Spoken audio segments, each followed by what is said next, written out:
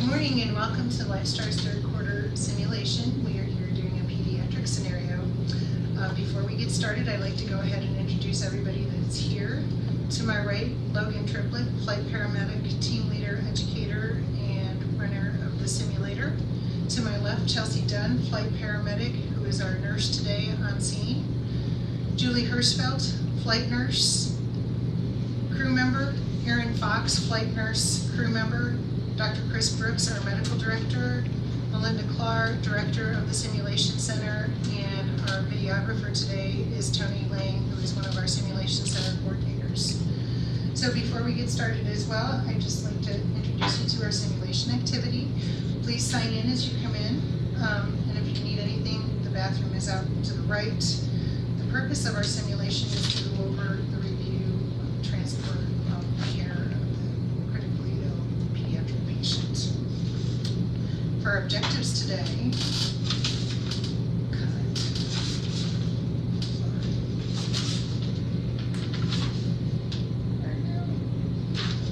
we want to recognize and correct improper pediatric ventilator management. We want to recognize and properly treat pediatric hypovolemia, hypotension. Recognize and properly treat pediatric hypoglycemia. We want to optimize the post-intubation analgesia and sedation. And we want to demonstrate pediatric transport best practice by using an appropriate restraint device. So we'll start with, this is a safe place. Okay, so what goes here in Listen Center stays here in Listen Center. I would ask that you guys keep this to yourselves so we don't share it with the rest of the same token. We want to give you guys the appropriate space to talk freely. If you should feel uncomfortable or need to back up on anything, just raise your hand and say stop. Work with us. It is simulation, so it is a mannequin, but I want you to play it like you work it. Before we start, I will have you go into the simulation center and take a look at the mannequin. Listen to him, feel him. A couple of things you should know. When you go to put them on the Zoll monitor, just say you're putting them on the Zoll monitor. The monitor that's in there is the monitor that we're using. It may come up saying it's an arterial line blood pressure, but know that it's truly a non-invasive blood pressure. The scenario also calls for the child to have thick secretions around his face and in the endotracheal tube. This mannequin will not have those, but play it again like you work it. Okay. The EZ-IO is inserted to a piece separate from the patient, but you can still use it for your push-pull and appropriate IV access. You can set the ventilator up. You will have a ventilator there at the bedside, and it's our ventilator, but it will be set to the settings of what they give you in the scenario. So I just want you to verbalize what you're doing to change settings and why you're doing it. As well as there isn't any oxygen at this time, verbalize what you're setting the O2 at, and then set it at 20% so you don't have any alarms. Make sure that you're verbalizing your good chest rise and fall. Also, the ET tube is cuffed in the scenario, a 5.5 cuffed, but this mannequin requires an uncuffed, just so you know, so there may be a little difference with that as far as pressures and stuff go.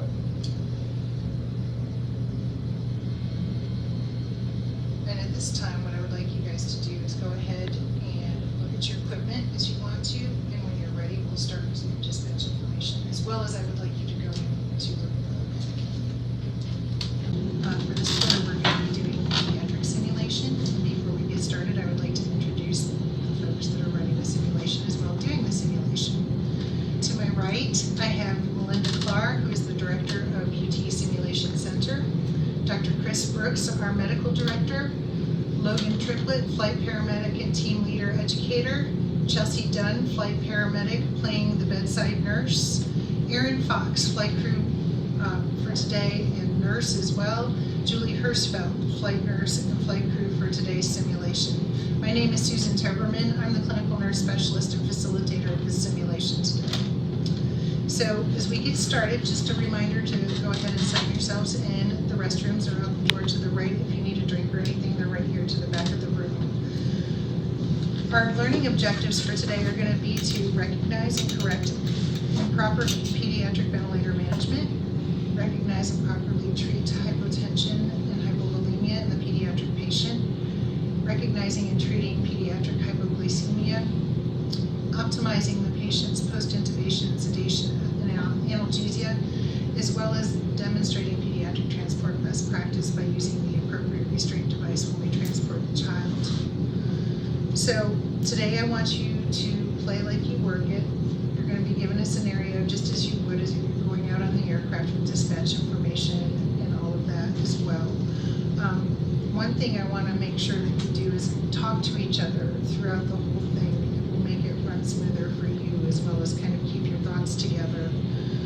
It'll take about 15 minutes, 20 minutes to do the actual scenario, and then when we're done, we'll do a debriefing, which shouldn't take much more than 10 minutes.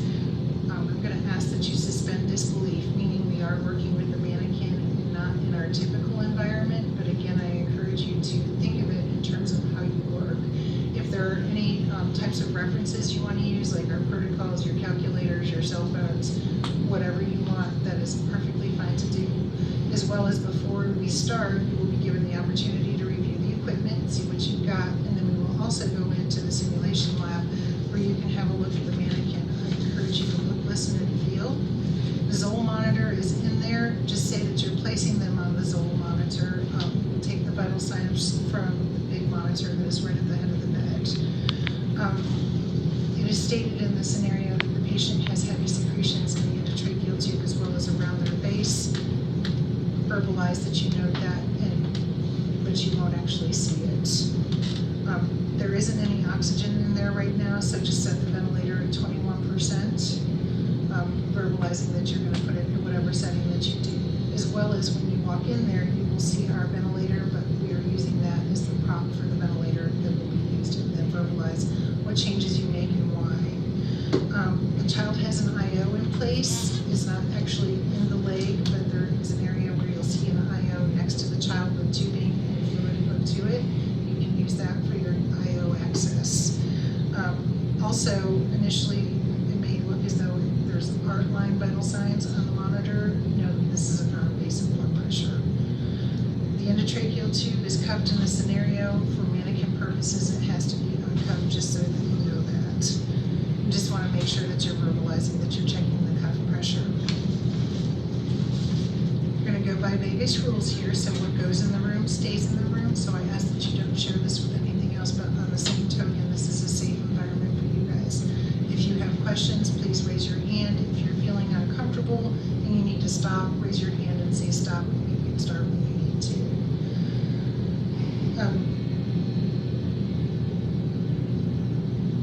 We know that everybody is very intelligent, so we're not going to have any assumptions that everybody in the study doesn't know what to do. Just go through it like you would, if you were working in it, and we can talk about it afterwards in the debrief. And the debrief is only meant to look for our opportunities and our strengths as well. There's no meetings to be issued as a result of this. I want you guys to feel safe and comfortable. What questions do you have for me? So we don't have to get a set score in order to pass? No, you do not. This is all for learning purposes. It's actually to look for the greater program strengths and weaknesses so that we can build on our education in the future. Okay. Sounds good. So it's not a set score of a pass or fail, just a training exercise to better ourselves and make sure we are confident in what we're doing. That's correct. Something I would throw out to consider while we go in to do it is, just make sure we have open communication with each other. We're talking, ourselves through the scenario. That we make sure we know what each other's doing. We keep a method as we're going along. We're not overstepping each other. We're working together to get through the scenario, and we make sure we get all the critical parts for the patient. Okay. I think that communication, open communication, will be very, very beneficial to us. Yeah. Okay, we'll get started then. He was brought into the ER this morning by his parents. They say that he has had kind of some trouble breathing over the last several days, which increased over the last week, and that he was also running a low-grade fever, which they had just been treating with oral Tylenol. And then they said that he was also having trouble sleeping because he couldn't breathe when he was laying down. And they just thought he was really overly tired this morning, but he was very difficult to arouse. He has not been eating. His intake has been very poor over the last 4 days. He's been refusing anything that they've been trying to give him. They noticed he had only been going to the bathroom 1 to 2 times a day over the last couple days, and that he didn't go to the bathroom at all for the last 24 hours. When he came to us, he was in obvious respiratory distress and in a shock state, so our physician elected to intubate him. They intubated him about 20 minutes ago. They gave 5 milligrams of etomidate, 25 milligrams of rock, and they intubated with a 5.5 cupped ET tube. We attempted 3 times to get an purple IV with no success, so we put a proximal right tibial IO in, and that was successful. He's been getting 25 milliliters an hour for that saline. We swabbed him. He was positive for both the flu A and RSV. Okay. And we just checked his blood sugar before you guys walked in. It was 40, and then our respiratory therapist just got a VBG back here, so I'll give that to you for your VBG. Okay, thank you. Is he allergic to anything? He's not allergic to anything. Okay. No. And any past medical history that we know of? No past medical history. He'd just been diagnosed with RSV like over a week ago or so. And does he take any medicines on a daily basis? No, just the occasional over-the-counter of the Tylenol his parents have been giving him. And then you know if his immunization status is up to date? The family said for the most part yes, Okay. that they can remember. All right.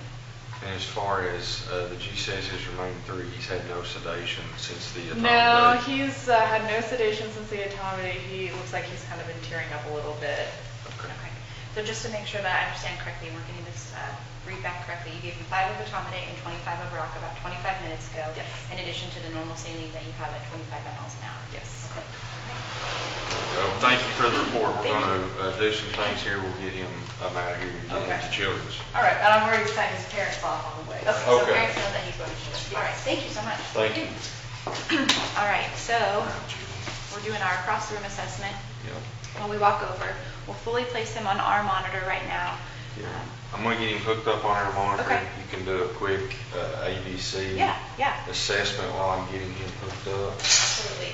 So as I'm looking into his airway, we know that he's been intubated. It's a 5.5 and it appears to be taped at 18 at the lip right now. Okay. He does have a lot of secretions that I've noticed in his mouth and also in his ET tube, so I'm going to clear them right now with some suctioning. Okay, yeah, let's do that. So I'm clearing his mouth with some suctioning right now, and then I'm going to reassess that. Looks like the secretions have improved right now. Okay, great. I'm gonna No move more on secretions. All right. to breathing. Take a quick listen here.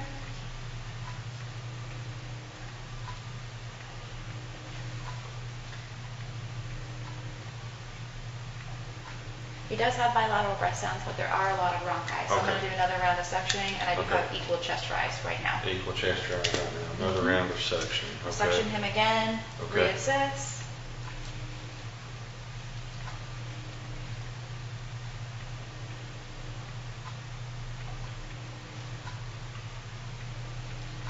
Breath sounds have improved since sectioning. All right.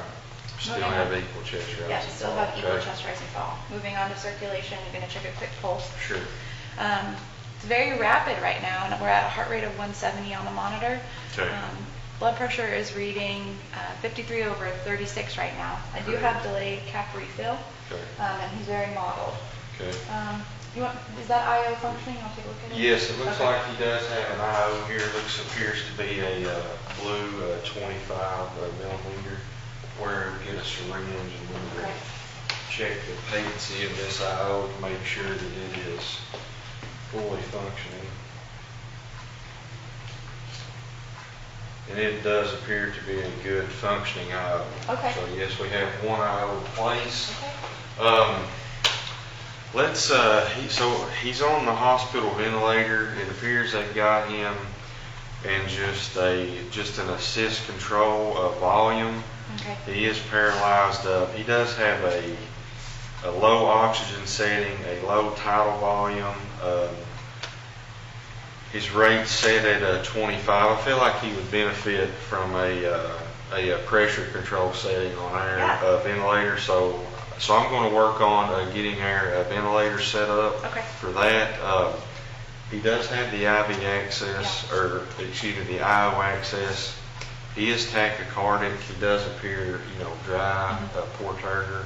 I think we could consider getting a fluid bolus set up too. I'll work on the fluid setting the bolus. ventilator. Sure. 20 mLs per kg. He's 20. 18. Okay. So we'll give him 360 via push-pull. Perfect. Okay. I'm going to set up our ventilator. I'm going to get the three-way stop clock out of the key activator. I'm going to turn on the Lifestar ventilator, and I'm going to set the mode in pressure control for him. Okay. Sounds And good. I'm going to we'll start with a pressure of 15. I will leave the rate at 25.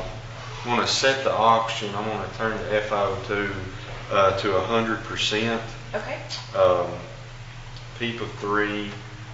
His ID, I'll leave it 1-to-1 and a flow trigger of 5.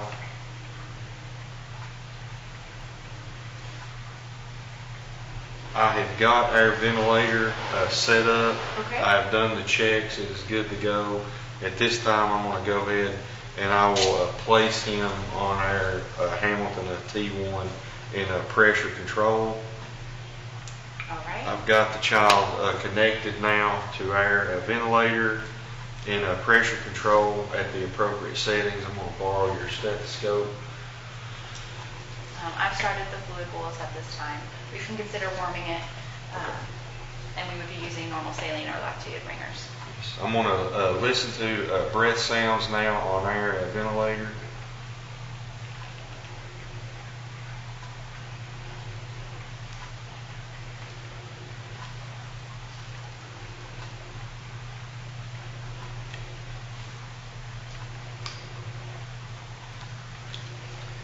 He does have bilateral clear breath sounds, does have equal chest rise and fall. Again, we put him in pressure control, started with a pressure of 15.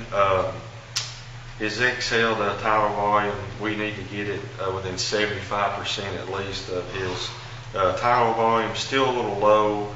His minute volume should be around 2.8. It's still low. I'm going to go ahead and just turn the pressure up. Okay. I'm going to go ahead and turn his pressure up to about 22, and we'll see if this improves. We've given him one fluid bolus, correct?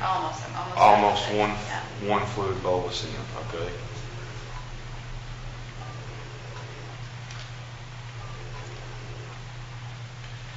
And we've corrected our settings on the ventilator and pressure control. We now have a minute volume of approximately 2.6 with an exhale tidal volume of 104. So we're definitely moving in the right direction.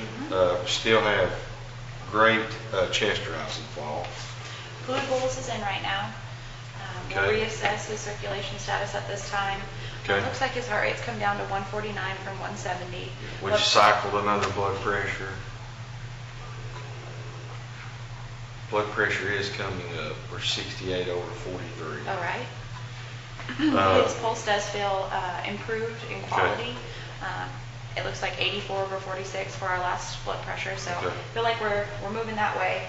Since we only have the IO at this time, I would consider we can take a look and see if we can get some IV access. Yes, I'll do that. We've had one fluid bolus. I'm going to look in the left peripheral here for IV access. Okay. I do see a good access point. I'll go ahead and place an additional access here in this left arm. We have secured that. All right. Now have an access in the left arm. Still at 149, blood pressure 85. I say we go ahead and consider an additional 20 cc per kg fluid bolus. We've gave one. We've given one. Yep. Okay. Yep. I say we consider another one. Okay. I'm going to go ahead and go up on his pressure Okay. some more. I'm going to go up to, I'm going to set his pressure to 25 now All right. and see if we can get the minute volume. It's close to where it needs to be along with the exhale. His sat at 97%. End tidal is around 42. Still has equal Chest rise and fall. Since I made some adjustments, I will just listen to breath sounds again.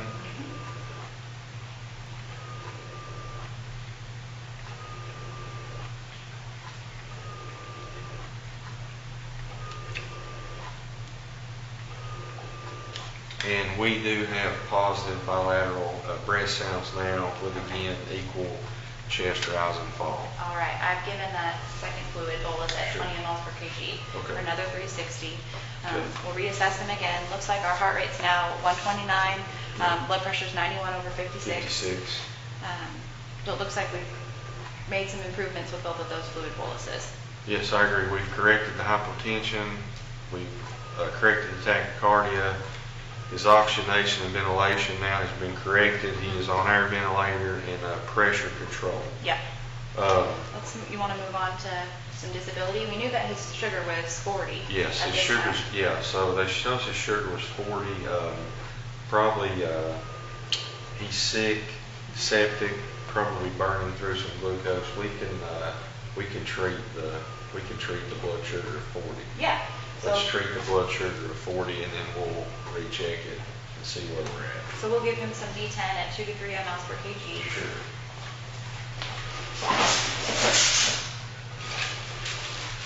So we will give D10. D10. And so for him, 18 kgs, we're going to aim for 56 Correct. mLs of D10. Correct. We'll give that. Giving 56 mLs of D10 at this time. D10 is in and flushed. D10 is in and flushed, all right, and then we would recheck a blood sugar and after the D10, and we see our blood sugar results now are 80. So we're headed in the right direction with the blood sugar. Okay. Quickly, our airway secure breathing, circulation is all better now. We're doing a full secondary assessment Yeah. at this time since Yeah, we've A, B, C, D. stabilized him. Correct. Since we have improved vital signs, and we know that he was intubated about 20 to 30 minutes ago, Yes. let's consider some pain and sedation for him. Yeah, so we've got options of Versed, fentanyl, and ketamine. I think if you're in agreement with the hypotension we've had, I recommend we probably not use Versed, go with ketamine. That'll correct the pain and sedation. I agree. He's 18 kgs, so we could start with 0.5 milligrams, give him a dose of 9 Okay. milligrams of ketamine for sedation, and then obviously every 15 minutes we can go up on that dose or continue the same. Yeah. So I'm drawing up 9 milligrams of ketamine. Correct. And I'm giving 9 milligrams of ketamine at this time. 9 milligrams of ketamine. Correct. Ketamine is in and flushed. Ketamine is in and flushed. I would quickly just reassess neurostatus. Pupils, they appear to be about a 4 to 5 non-reactive.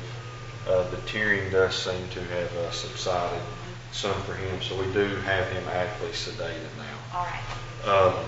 Do a rapid secondary assessment at this time. Correct. Toe, fully expose the patient. He's still pretty warm.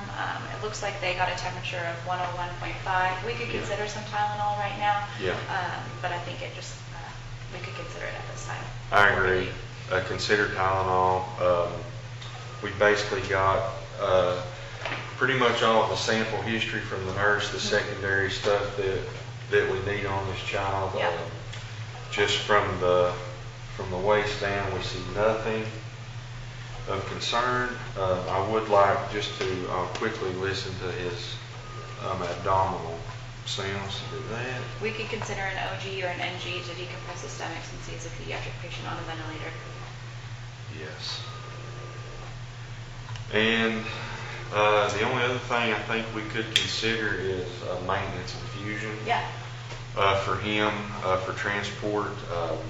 If needed, we can consider a maintenance infusion.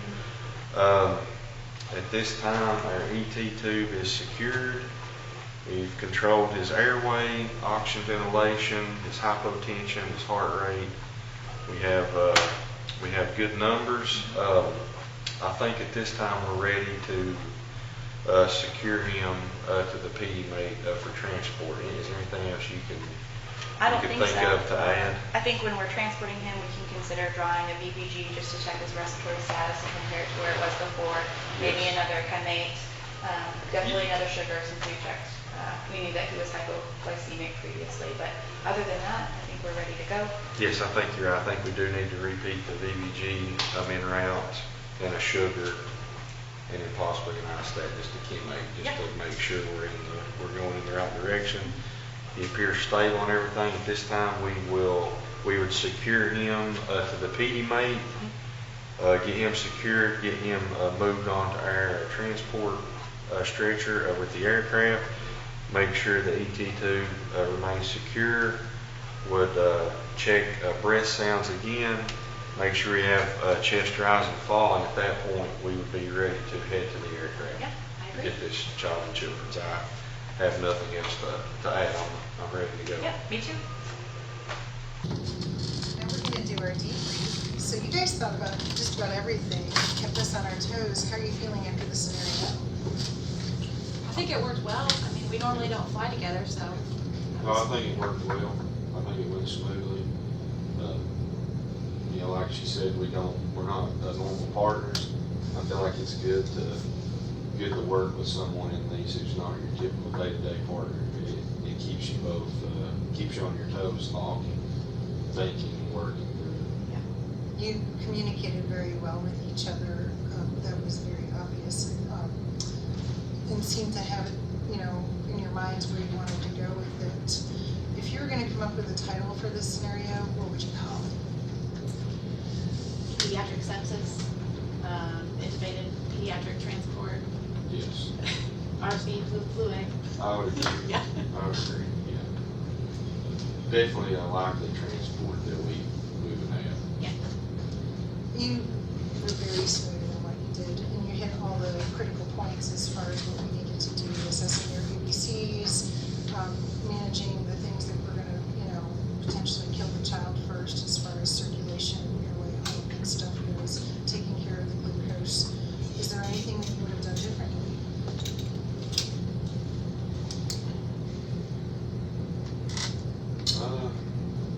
I don't think there's anything that I would have changed as far as our treatment modality. I think we hit the key important areas that needed to be fixed for the child to have a stable transport. I feel like we hit and managed all that, and we reassessed. We made sure that was the case before moving on. I don't think I would have changed anything about the treatment that we administered. I think you did exactly what you should have. You avoided letting him get more acidotic and that could become a problem. So, both your venting or volume. Logan, do you have any questions or comments you'd like to offer? No, I think it went great. Good job. Chelsea? Oh, that's great. I thought so too. You were very concise, and like I said, you hit every point. Is there anything that you think we should do differently in terms of this scenario for future? You go ahead first.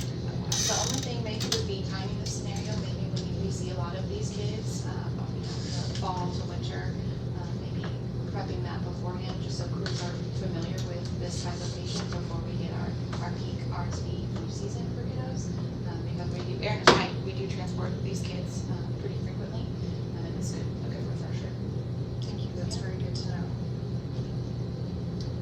No, I agree. I think the scenario itself is a good one, and it is a patient that we would most definitely transport. And it's, you know, it's good to do this and to be familiar with our ventilator and how that it can really turn a patient around for us if you correctly know how to use it. This scenario is evident, you know, with that. So, no, I think it's good. It's great practice. I agree with everything Julie said too. She added. Well, then I will ask a question. Why did we change from assist control to pressure control? What were the benefits to doing that? I have found with pediatric patients, pressure control improves their overall respiratory effort. It allows them to, since they are so small, to kind of compensate for the additional work of the ventilator tubing, allowing them, giving them a little bit of extra help. I have found that. Yes, I agree with everything she said. In simplistic terms, for me, I like the fact of knowing that I'm not, in volume control. I'm not just pushing a set amount of huge area Nova right into this child. I prefer with a kid, I like being able to use that pressure better than just a set volume. Okay. Is there anything anybody in the room would have done differently? So I just had a question. It's not done differently or anything. I'm just curious about something. I know you mentioned when you were pushing the fluids that you would like to have them warmed, or it Yes. would be optimal. Yeah. So in a rural setting, like you go to and you never know what you're gonna get, what would be your preferred way to do that? So we, this is one of my favorite pieces of equipment. So we have the QuinFlow blood and fluid warmer on Okay. all of the aircrafts. So that's something standard within our own airfreighter that we would bring to the bedside. Basically, you hook up to the disposable unit and it warms the fluid as you push pull directly. So it wouldn't be anything, and even if we were in a rural setting, it's something that we would bring that we would be able to set up in line. You can put the three-way stopcock right next to the end of it as a whiteboard and give it warm fluids right away. Okay, so that's something that you carry. Yes, ma'am. Usually with your packs and stuff. that you bring into the setting. It would be in the aircraft, so we could run back and grab it wherever we were going, or anticipate it and take us with us, depending on if it was, the winter, it was really cold. I mean, Yeah, we have so many right. fluids already, yeah. No, it was a great point. I just know sometimes in those settings, you don't always have an easy way to warm No, fluids yeah, quickly, yes, so it's good that you absolutely. have that on your unit. No, People are aware of that, and know how to use it. we've come a long way too since then, since back in the day as far as fluid warming goes. And this is a great piece of equipment to have. It's great. I like the fact that you mentioned getting a VBG in or out, just to see where you are. So, Yeah. No, absolutely. They had gotten one prior to us getting there, so after some time on our ventilator and pressure control, absolutely it's good to get one to see if you're correcting or make sure you're headed in the right direction. Yeah. For sure. Yeah, I agree. If we continued this scenario and you were able to get that VBG, what kind of stuff would you expect to see after correcting the vent settings? The child, so he was 7.6, VO2 was 70, bicarb was 27. So, for sure with him, being in the pressure control and heading the right way, I would expect to see the pH normalize. I would expect to see the VO2 come up where he wasn't set at 100%. We set him at 100% in pressure. And then also with the fluids, with the glucose, and then with the ventilator, I would expect to see the bicarb normalize also. I would expect, sorry. Go ahead. The settings, it looks like from this facility, had him underventilated, and so he did have that elevated PCO2 of 70. So I would assume that would be one of the quickest ways we could correct that acidosis and transport, especially setting him at an appropriate rate and tidal volume for him. So I would hope that it would have trended down.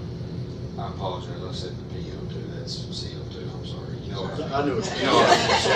I'm sorry. I'm sorry. Well, the VO2 should come too. Yeah, so yeah, that too. You weren't wrong. Yeah, the VO2 would come up and the CO2 would come back pressure back to. Very well said. Something else to consider too, I think the main point of this scenario, for this child, volume would be okay if the vent was set up correctly. But for us, with the capability of that pressure, just personally, I don't see why you wouldn't go with that. It's the, I think it keeps the airways I think, expanded and open. I think so. I think so. Yeah, I think so. I mean, it's, you know, it's crucial that you recognize the vent settings are a major concern of what's wrong with the child. You know, that's a major part. You have to know that the vent settings are not working for the child, and that's causing a lot of the distress on top of the hypotension from being, you know, a septic and depleted from being dehydrated. So, Under oxygenated and acidotic. absolutely.